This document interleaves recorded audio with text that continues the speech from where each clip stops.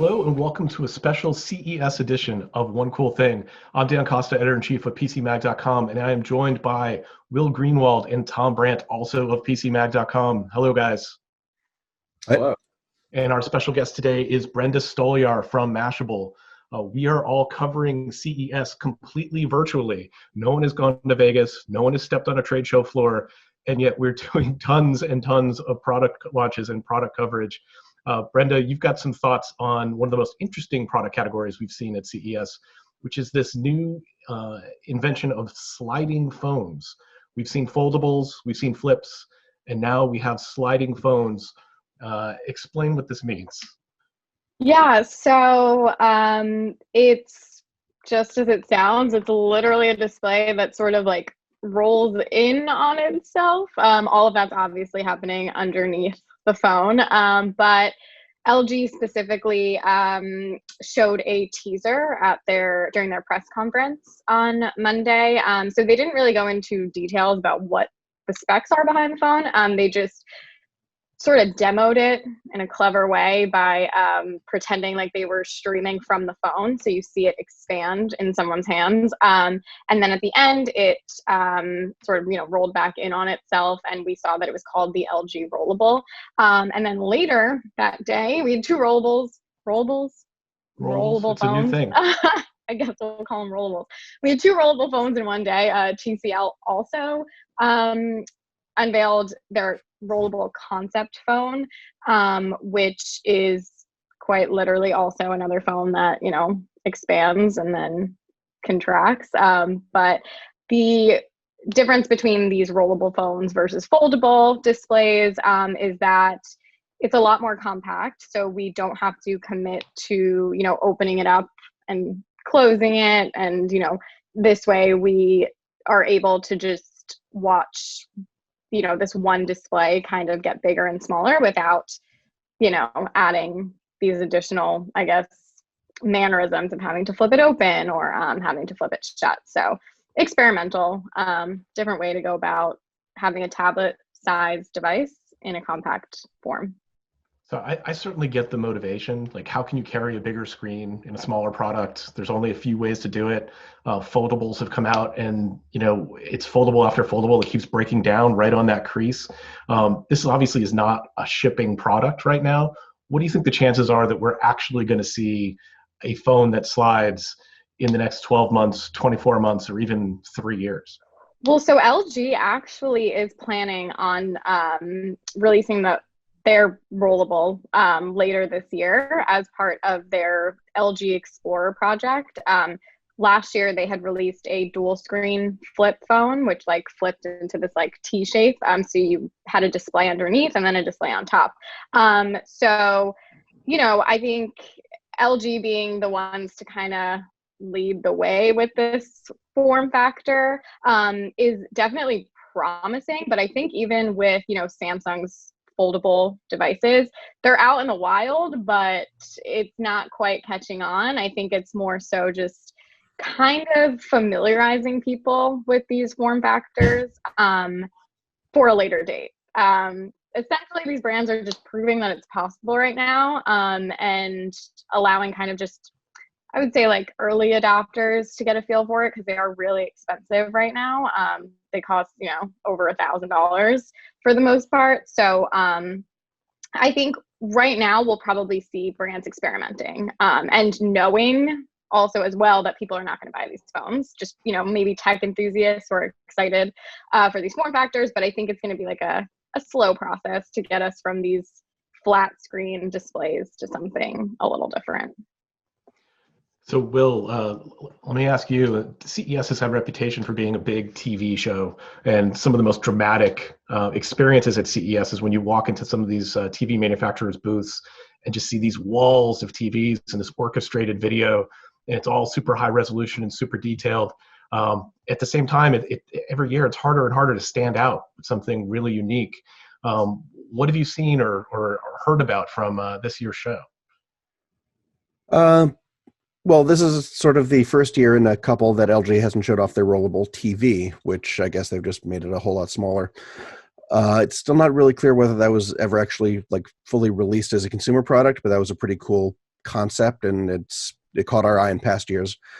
I think it was priced at like $86,000. So we're not sure if It's anybody actually expensive. bought one.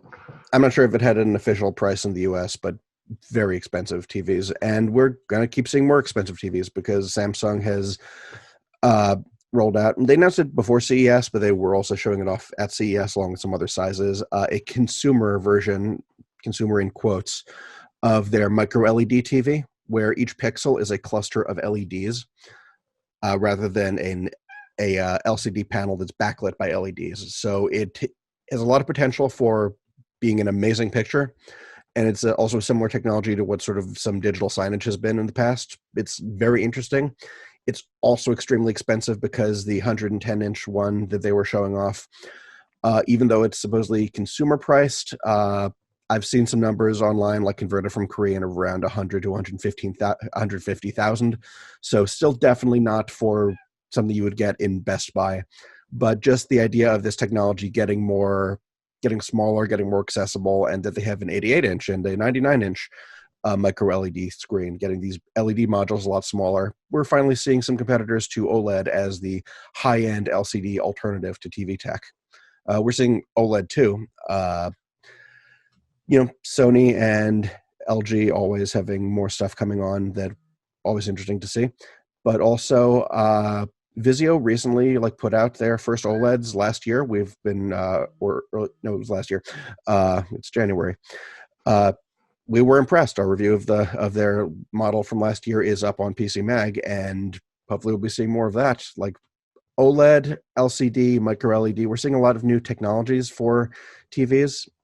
That's new panel technology is always good. It means things can get brighter, it can get darker, better contrast, better color. That's where we're getting. They can get thinner. It can have different form factors. A lot of really interesting stuff happening with it. Now, the other big thing. Yep. I was going to say, the other thing I thought I saw was that, 8K TVs we've seen for a number of years, but it seems like they're starting to become more affordable, and the average consumer is going to have to make a decision if they're going out of the market in the next 12 months. Like, is 8K something they should pay for?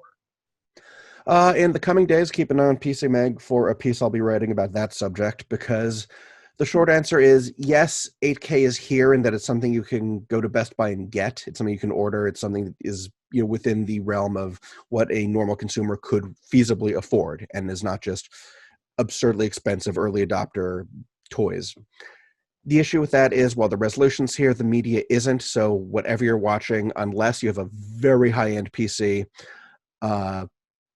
or a very, very limited set of certain media. There's no real commercial 4K media.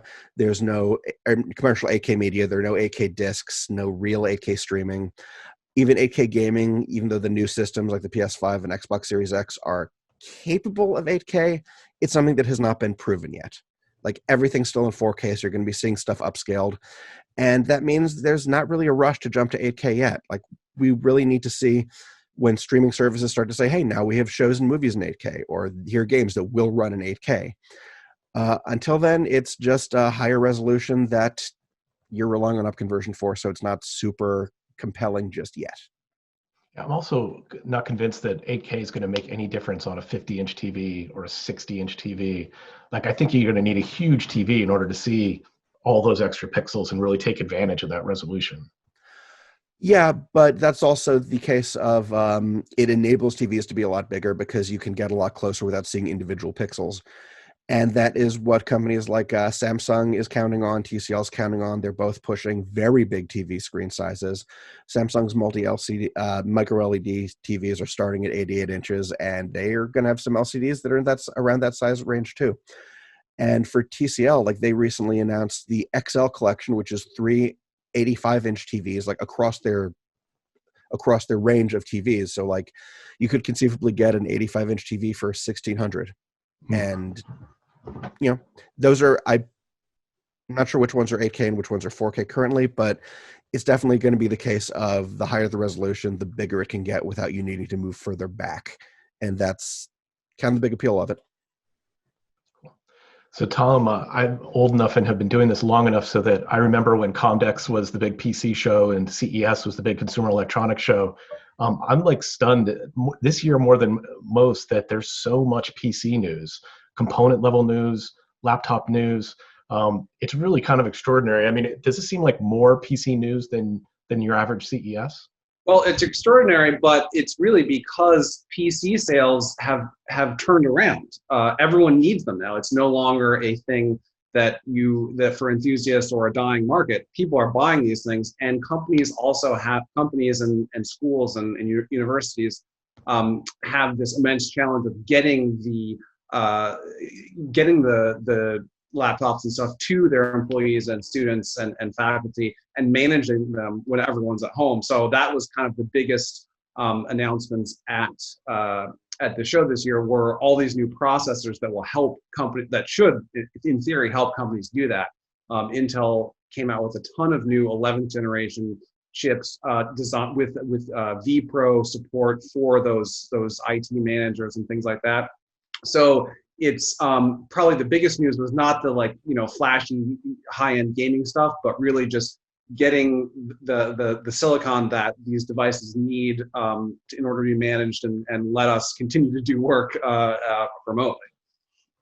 Yeah, and it also seemed like a turning point, that the battle between AMD and Intel has been long fought. Intel's had the upper hand historically, but the last year or so, AMD seems like they're kind of kicking their butt.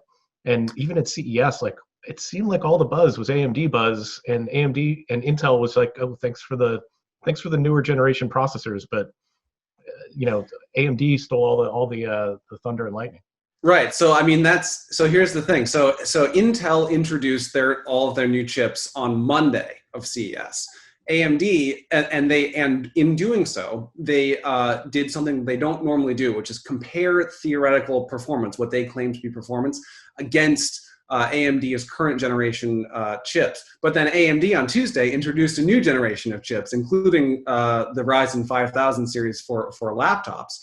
So it's difficult to tell there, obviously, as it usually is, until we can actually test these for ourselves. But yeah, it seems like there's the rivalry is as competitive between AMD and Intel as ever, and there was almost no mention of how Apple's new M1 silicon is going to play into this. We didn't hear any formal response from either company about what they think, how they will address this extraordinary first effort from Apple going forward, other than to say that obviously AMD and Intel chips have a wider compatibility and ecosystem.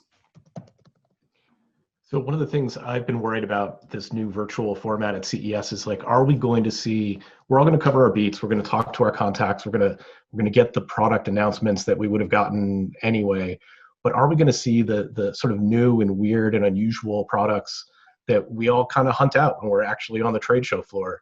Have you guys seen anything that surprises you and that is sort of outside the ordinary rank and file product announcement? I guess I can start, which I Sure. kind of mentioned this to you earlier, Dan, but one thing that I really weirdly can't stop thinking about is these Samsung bots that they announced on during their press conference. Basically, as we're all staying home more and more, we probably have to keep up with our spaces a little bit more and, kind of stay sane. So Samsung rolled out these robots there's one called Bot Handy, which is literally cleans your home. It's able to recognize and grab objects of any kind, whether that's plates or laundry or even food. So it could put away your groceries. It could load up the dishwasher. It can literally pour you a glass of wine. So I think, obviously this is probably not going to come out anytime soon. It's currently in development. But then the other bot that they had was more work oriented, kind of like your personal assistant. So essentially it reminds you of calendar invites, and this is a little creepy, but it uses AI to monitor your behavior so that if you're, sitting at your desk for too long, it can tell you that you've been sitting and that you should stand up and stretch for 5 minutes. And so, I think it has a nagging mode that will. Yeah. The one that you normally ignore when your Apple Watch or your smartwatch says something and you kind of let it go. It now it's just more in your face, I guess. But yeah, I think that's something I would have wanted to see on the show floor, but Yeah, that's actually been a growing trend over the last couple of years, migrating from like the bot demonstrations that are just robots sort of entertaining and being cute to bots that are actually performing some kind of function or service and assisting people in navigating their lives, navigating their homes.